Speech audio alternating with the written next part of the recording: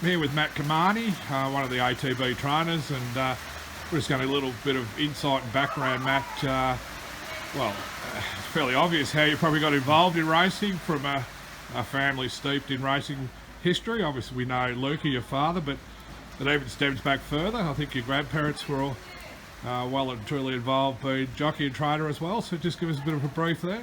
Yeah, exactly. My grandfather was a trainer in Milan, and his wife, my grandmother, was a very good amateur female rider when there were no amateur female riders, and she had to take on the boys and did very well. Actually, was champion amateur a few times.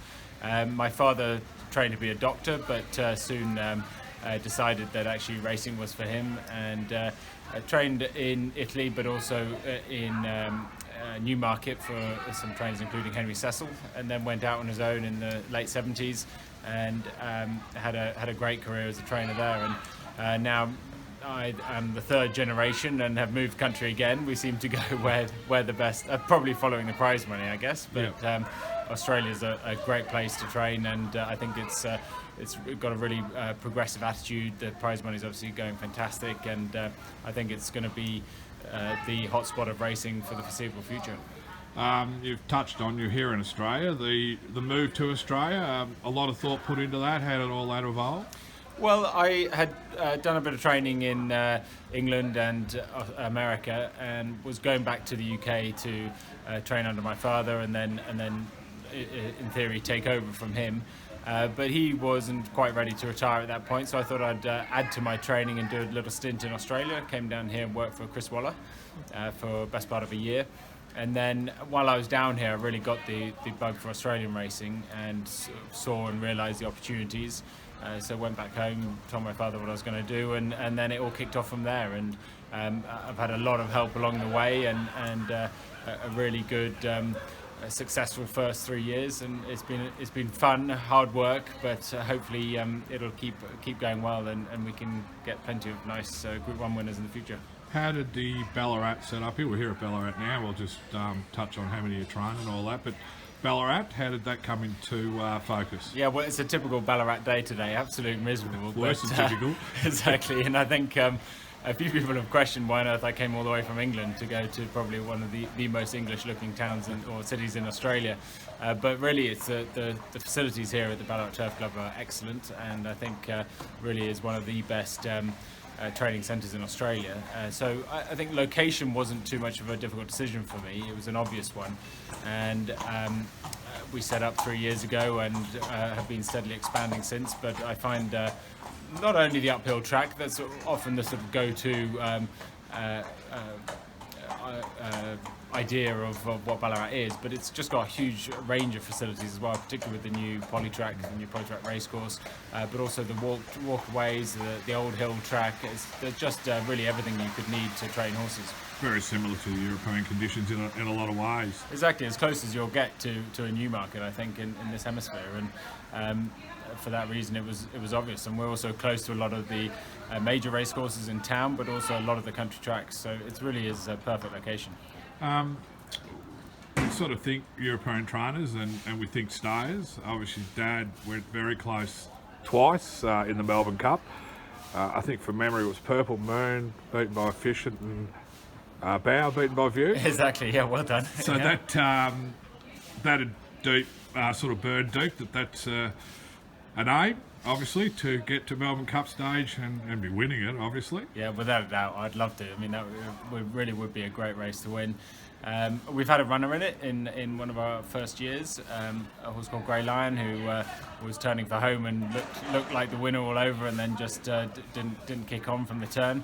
But that was a hell of an experience, and really gave me a taste of what it might be like to win a Melbourne Cup, and it's a huge aim. But there's so many races in the Australian calendar that I'd love to win, ranging from 2-year-old races right through to the sort of older horse staying races. I was going to mention that, obviously. Staying's probably sort of embedded in the blood, but in Australia there's a wide expanse, so training the sprinter or the middle distance types You have to be very adept at all that with, obviously owners looking for a wide range of variety horses. Exactly, and I was brought up more on the sort of staying side, but actually I'm fascinated by 2-year-olds in particular, because I think there really is a bit of a knack to training them. Really not training them hard, but making sure you get a lot of the conditioning in early when they're sort of adaptable and flexible. And I think if you do that, you can give them a really good career, and not only give them more chance of success at 2 when they're only racing against a small proportion of the crop, but also actually they can have real longevity because you've got that good conditioning in early on. So I'm interested by those, and sprinters as well. Obviously, that's where the majority of the prize money day to day is down here in Australia. And stayers is sort of second nature a little bit to me, and there are some of the greatest staying races in the world down here. So I think it's varied, and I wouldn't want to sort of try and pick one thing to try and be good at. I want to be good at all of it, and obviously we're still learning. I think you learn in this game till the day you drop. So it's a process, but it's a lot of fun, and hopefully we'll try and have success in every category and at every level. Yep. Just back here to Ballarat now, you're reasonably established here. Just numbers and staff and the whole lot. What's the stable setup? So we've got 70 horses at the moment. We've got 3 barns in a sort of triangle formation between our house barn and the main barn here, and another barn beside the pool. So we've got good close access to the track. We haven't at the moment got much room to expand, but we'll be looking at developing the house barn a little bit, and we're looking probably to sort of keep around this number, maybe a little bit more in the near future. I think it's quite a good number. I think you can get success, you can find champions with a stable this size.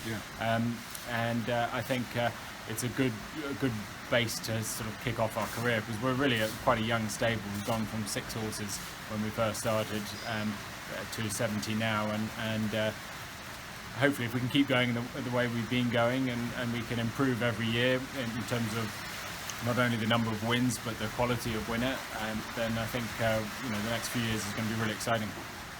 Just from a personal point of view, racing sort of just consumes so much of our time. Matt Cumani, outside racing, obviously married with one child. Yes. Married an Australian girl. What downtime for yourself? I know it's hard because it's 24/7, but any other interests outside that will get you away from racing? Well, I used to, but really now, since setting up, there's absolutely nothing. I mean, I try and do the odd holiday, and I love a skiing holiday is always a favourite of mine. I'm hopeless at golf, but I'll give it a go.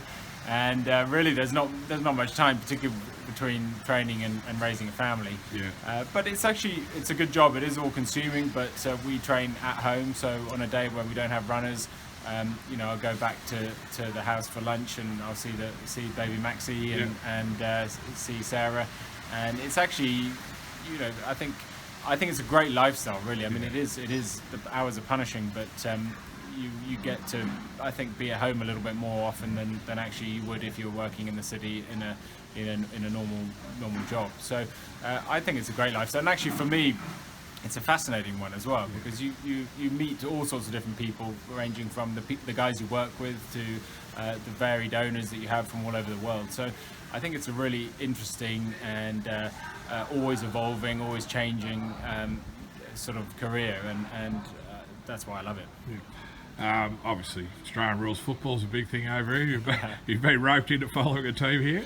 Well, when I first came, I thought I'd go for the Western Bulldogs, because they're affiliated with Ballarat, and they were sort of underdogs when I first came. And then that year they went and won the final. So I don't know. I haven't really settled on one, but I did go to my first game the other day, and we have got a few players in our stable, including Chris Judd. So there's a little bit of pressure to go for certain teams, but I think it's a great game, and I'm looking forward to sort of getting a bit more involved in it in the future. Being a Carlton supporter, I'm pretty happy Chris Judd's about. Cricket, that's been good for the Australians recently with the Ashes. Well, very recently, yes, very good. But I think the English team did a fantastic job in the World Cup. I mean, that was an awesome game. I would have loved to have watched it or been there, but I think it's difficult to change codes over the space of 2 weeks, like they've been sort of asked to do. But I think they've got a lot of promise there. I think England and Australia will be battling it out for many years to come. Exactly.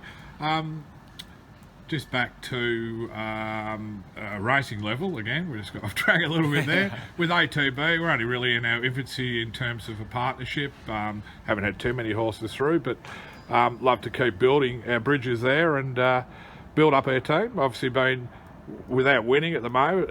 It's been a good partnership. Yeah, really good, and I love the kind of horse that comes through to us. As you say, we're sort of in the early days of it, so we had early days a horse that came through from another trainer, so that was a challenge to see if we could try and improve her. And now we've had a couple of horses that are through since yearlings, but there's always a certain quality about the horses we get from ATB, and I can always feel comfortable that horse coming to us is not only a nice type but a good pedigree and also very well educated in the early days. So there's a certain level that you come to expect from certain owners, and ATB is always high quality, and it's a pleasure to train for them. No need to ask this last question. I've asked the other trainers who I've interviewed. Melbourne Cup or Cox Plate goes without saying. I think the Melbourne Cup, but from a different angle, Melbourne Cup or the Ascot Gold Cup. Well, gosh, I think actually, funny enough, it'd be the Melbourne Cup. Actually, yeah. I think there are other races I'd love to win in the UK and Europe. The Arc de Triomphe would be one I'd just absolutely love to win, and obviously the Derby, which my father won twice. But the Melbourne Cup's got something about it. I'm not sure exactly what it is, and I couldn't say it's the history of it because England's it's steeped in history as well. But there's something about the Melbourne Cup, and I really just would love to win it. We'll leave it there, Matt. Thanks a lot. Obviously, Darren and Liz Dancer's fascination with the Melbourne Cup and being close with Jackalbury and had Dandino in the race, and obviously Heartbreak City was a heartbreak loss, and obviously your family's involvement with. Hopefully we can build the bridges to get the right type of horse there one year and celebrate it together. Exactly, that's the aim. Let's do it. Great. Thanks for your time, Matt. Cheers.